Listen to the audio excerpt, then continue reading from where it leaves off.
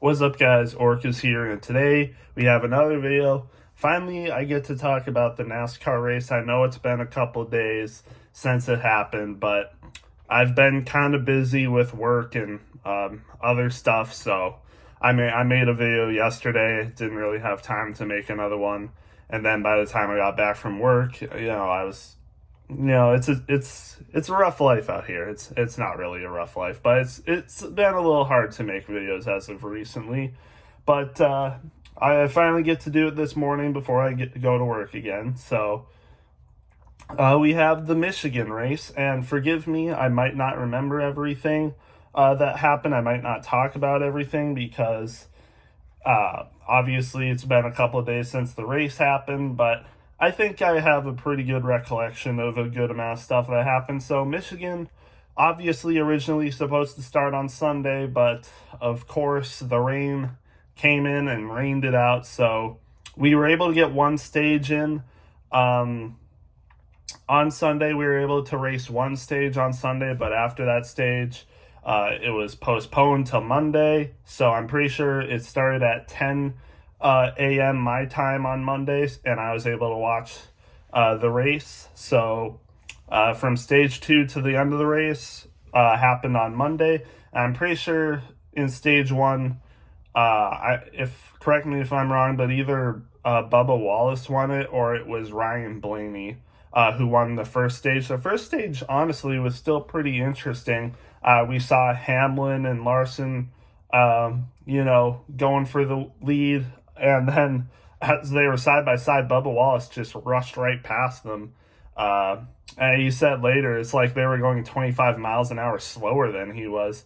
I guess I don't know what they were doing. Maybe they didn't realize, like, people were behind them, or, like, Bubba Wallace was behind them, or, like, maybe they just got caught up in something and slowed them down. But they were going for the lead, but then Bubba Wallace just went right past them on the inside. And we saw that a couple times in this race where they were able to make the very inside lane work while people were racing too wide for the lead. But it was an interesting race. A lot of people who you'd expect were up front early in this race. You had people like, obviously, Denny Hamlin, Christopher Bell, Martin Truex Jr., obviously the JGR guys, and then obviously you had Larson, Chase Elliott was up there, William Byron as well, Tyler Reddick, and then, Bubba Wallace. So good Toyota day. Bubba Wallace looked like one of the best cars, a top 5 car for sure, and he really looked like that in stage 1 and stage 2. There's not really much to talk about in stage 1, so after that, obviously postponed, we continue on to Monday, and it got a lot more interesting on Monday, I'll say that. A lot of racing incidents. I'd say the big one was probably Kyle Larson spinning out and wrecking a ton of the field, including some playoff contending drivers. Like Bubba Wallace was caught up in it. Chris Buescher was caught up in it. It was a lot of shakeups in this race. Fortunately for Chris Buescher, he seemed to get out of it just fine, but Bubba Wallace really didn't. But fortunately, it wouldn't be all bad because later in the race, Ross Chastain on one of the final laps, I'm pretty sure it was the first overtime. I'm pretty sure there was 2 overtimes, but in the first overtime, Ross Chastain spins out from someone. I'm not sure who it was. I don't know if he spun out himself. I can't remember. But he spins himself out. And now it's a lot closer because before that spin, Ross Chastain was like plus 12 on Bubba Wallace. So if the race ended like that, Bubba Wallace would be minus 12. But fortunately for him, let me go to the standings real quick. He only ends up minus 1 if I'm not mistaken. He would have been plus 12, but because of that, he is only minus 1 from Ross Chastain. So Bubba Wallace 605 points and Ross Chastain 606 points. And we'll get to the playoffs, more of the playoff standing and picture sooner. But the playoff standing is still very tight. Anything can still happen.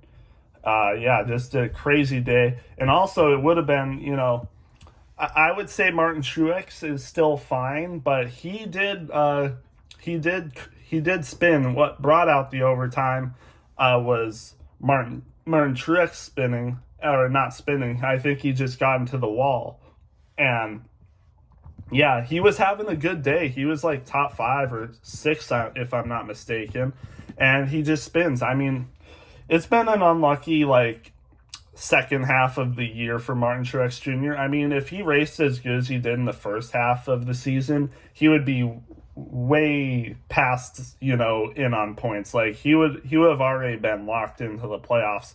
But right now, I'm pretty sure he's only plus 77, which is still good. There's only 2 races left, but he needs to have. He can't have back-to-back bad races, is what I'm saying. Either he has to perform good at Daytona or he has to perform good at Darlington. And, things can happen at Daytona, but, Martin Truex Jr., hopefully he can do good at Daytona and lock himself in that way. But if not, he's going to have a good Darlington race. But, yeah. And like I said, there can also be 2 new winners. I highly doubt that'll happen. Like I said in my prediction video a while back, I did say there'd be no new winner that would make the playoffs that was like outside of the top 17. So I think Truex especially will be fine, but you never know.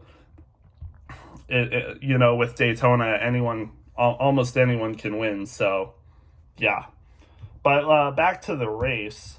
That Larson wreck was pretty big, and then there was an interesting wreck. I mean, Corey LaJoie, this is like possibly the main highlight of the day, but Corey LaJoie goes for a tumble, which is crazy. I'm pretty sure it happened at the beginning of stage 3, where he's just racing Noah Gragson, trying to get by him, taps his bumper but spins himself out. And as soon as he goes sideways, just flips into the air. The roof flaps did not help him at all. I mean, you see the roof flaps go up, but he just ends up in the air immediately on his lid. And then once he gets into the grass, takes a couple tumbles. Just crazy stuff there. I mean, we saw that with the Xfinity race. Kyle Sieg had a flip. Granted, I think he had a little help from Cam Smith, who was right by him, got into his bumper. But this Corey LaJoie flip, I mean, he just spun himself off of Noah Gragson, and then as soon as he was sideways, immediately gets into the air and takes a couple tumbles in the grass. Like, what is going on with these flips in the next gen era? Like, we were hardly seeing this in Gen 6, and I act like I watched Gen 6. I really didn't, but, like, I've seen some like races, and I've seen some, wrecks from stage 6. We never really saw any of this stuff happening in Gen 6. Even in Gen 5, like just someone going sideways on Michigan and just flipping. And granted, there are some external factors. I mean, these cars on Michigan are going like 200 miles an hour. And plus on this day, I'm pretty sure there was a 20-mile-an-hour headwind going into Corey LaJoie as he was driving that way. So, combined with like going 200 miles an hour on a spin and then a 20-mile-per-hour headwind hitting him straight on, like, factors like that can really, make stuff like that happen, which we really don't see a ton of.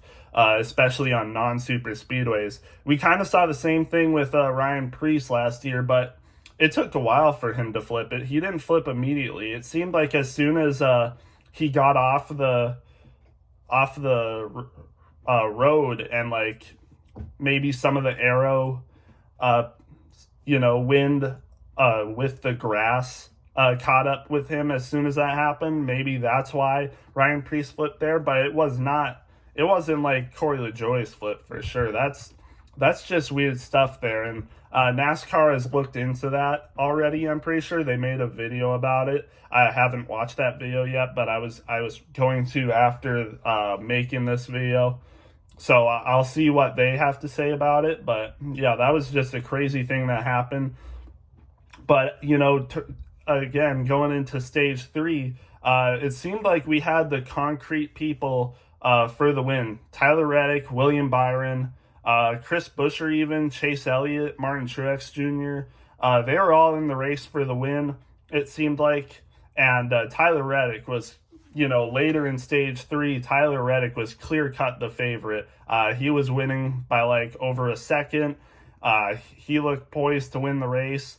Kyle Busch actually had a good day too, and Ty Gibbs was also in the mix. But Kyle Busch played a different strategy than everyone. He went a 2-tire strategy when everyone else went 4 tires, and he actually made it work for a little bit. He was leading the race for a little bit, but then unfortunately Tyler Reddick, William Byron, they caught up to him, so he was no longer going to be the winner. Yeah, that was pretty obvious. He wasn't going to be able to catch up to them after getting passed by so much. He was out of the race, but still, an impressive race for Kyle Busch. And even early in the race, Austin Dillon was putting up a good fight. I'm pretty sure he started getting some issues, though. It wasn't because of how he was racing, but I'm pretty sure he just had some issues with his car and stuff, so he didn't end up finishing well, but he was racing good as well. RCR has honestly found something these past couple races, so that's good to see. But unfortunately, it didn't end up with a win for Kyle Busch, but maybe he can get something at Daytona. Maybe Austin Dillon can win Daytona. It would look really good for RCR after having a terrible year thus far. But yeah, anyways, let's get back to the winner. Tyler Reddick does end up winning the race despite having the overtime restart. He was going to win regularly just off of the last laps in the third stage. But unfortunately, Truex did wreck himself, so we had to go overtime, and that's where Ross Chastain also has wreck. And then we go to second overtime, and William Byron actually had the lead on the first overtime, so he got to choose what lane he wanted, and he went outside, didn't he? Yeah, he went outside because that was what was supposed to work, and even Tyler Reddick before the second overtime himself said that he didn't want the inside lane. He wanted the outside. But fortunately for him, Ty Gibbs was actually a good teammate and gave him a good push off of the inside lane and was able to clear William Byron and able to get the win. So good for Tyler Reddick. I mean, Tyler Reddick has been an amazing driver these last 10 races, to be honest. At this point, he's clear cut for a championship contender.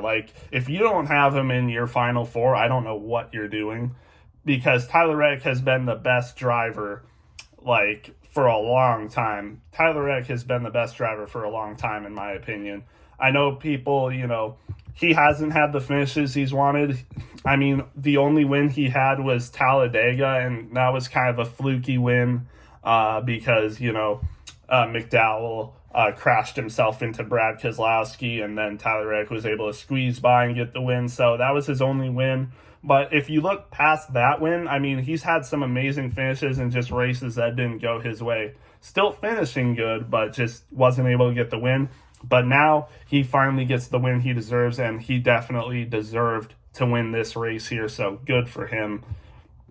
Yeah, honestly, overall, just a good race and a deserving winner, in my opinion. So yeah, good race. Definitely a good break from what we had last week with the whole Austin Dillon situation. Finally, nice to see someone actually get the win legitimately and able to, make a push for the playoffs and stuff. And now this actually puts Tyler Reddick as the regular season points leader. I forgot to mention. Now with this win, he's now the regular season points leader, and he leads Chase Elliott, then Denny Hamlin, and then Kyle Larson. So yeah, good for Tyler Reddick. And now we'll get to the other people. William Byron, like I said, finished second. Ty Gibbs with a good third after helping Reddick for the win. Kyle Busch gets the 4th place though. So playing that strategy and still going to overtime still helped him get the win. So good for him. Brad Keselowski 5th and Chris Buescher 6th. Good day for RFK. I mean, these now RFK is starting to turn it up. I think these final races can definitely be pretty good for RFK. Chris Buescher obviously won this race last year, and now we're going into Daytona where he won last year. So RFK hopefully can pick it up, and hopefully Chris Buescher can have a good next two races and be able to make the playoffs. And we'll get to the standings, like I said, again.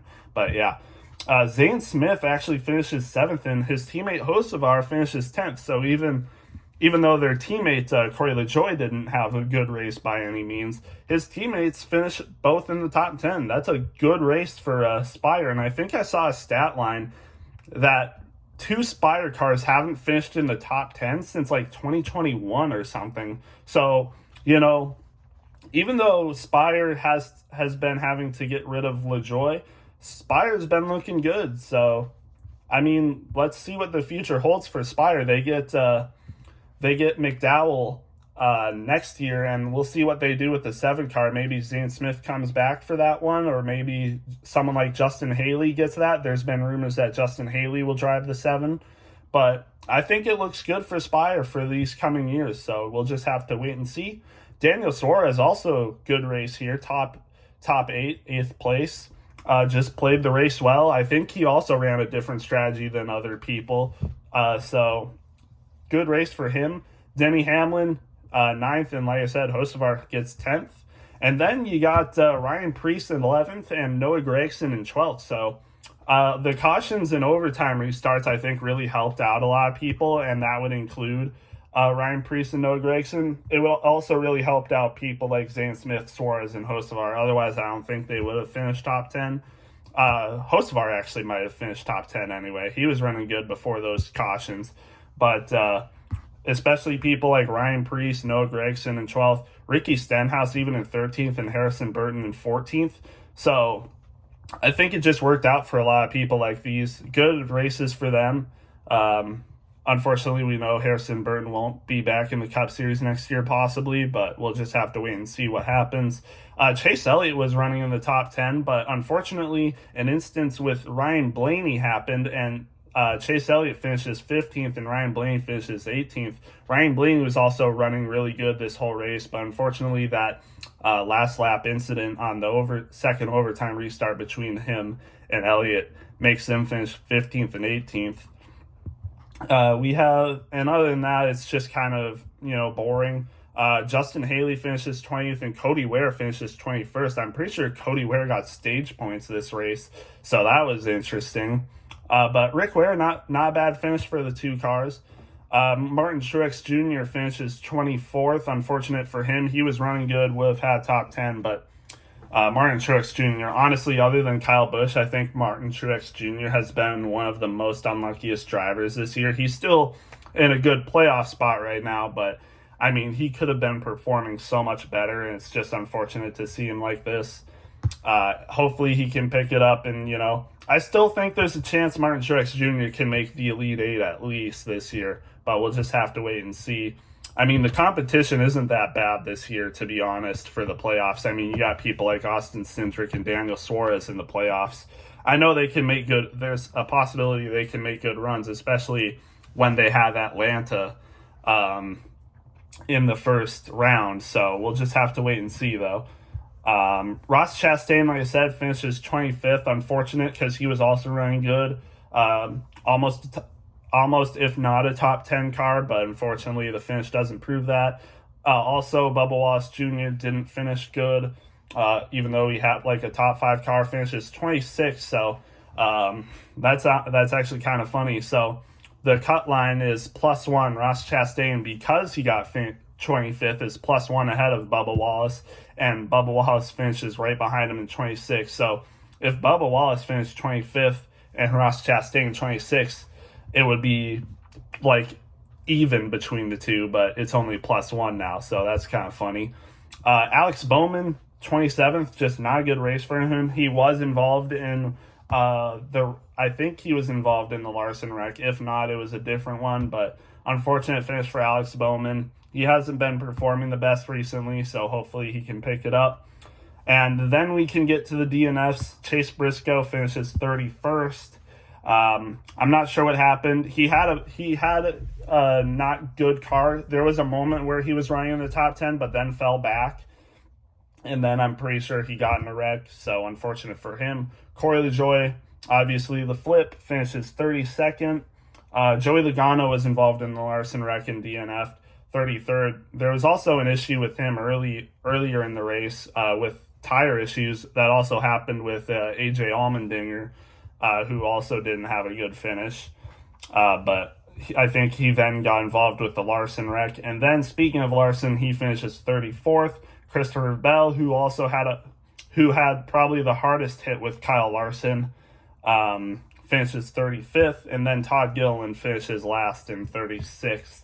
So, yeah, unfortunate race for a lot of good race car drivers, but, I think a lot of good race car drivers also got the finish they deserved, like Ty Gibbs, Tyler Reddick, William Byron, Brad, Chris, and Kyle Busch. So, good races for them. Then let's get into the points and playoff standings. So like I said, Tyler Reddick is now the regular season points leader with 814, and then Chase Elliott in second with 804, so minus 10 behind him. And then it's Denny Hamlin with 786 points, and then Kyle Larson with 782. So, yeah. And then let's get into the playoff picture. Martin Truex Jr., 77 ahead of 17th, which is Bubba Wallace. Ty Gibbs is 39 points ahead of 17th. So the two JGR cars that haven't won still looking pretty good for the playoffs. Hopefully they can stay consistent and not have a bad race these last two races. If they do not have a bad race these last two races, I would say they're guaranteed to make the playoffs. But, things can happen. You can have new winners, so we'll just wait and see.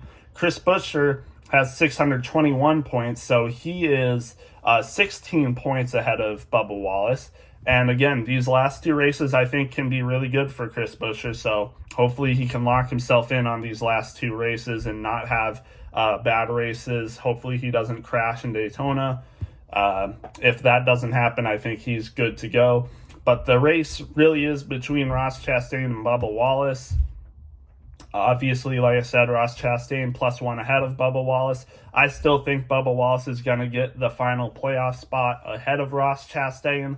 And I do not think, again, we won't have a new winner at Daytona that's outside of the top 17. So I don't think someone like Kyle Busch or like McDowell or anyone under them will get a win. So again, I think it will be between all of these five drivers, between Truex, Gibbs, Buescher, Chastain, and Wallace for the final spot. And I do think Wallace will get this final spot over Ross Chastain, which will mean Truex, Gibbs, Buescher, and Wallace will be the final four people to make the playoffs.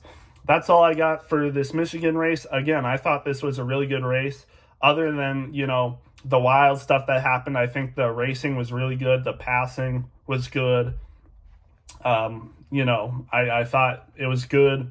The strategy also played out really well. I liked all of it. I'd give this race, honestly, probably a high B+. I'd probably give it like an 83. I think I would give an 83 out of 100 or an 8.3 out of 10. So, yeah, that's what I thought about this race. Let me know what you guys thought about it, and we'll see you in the next one.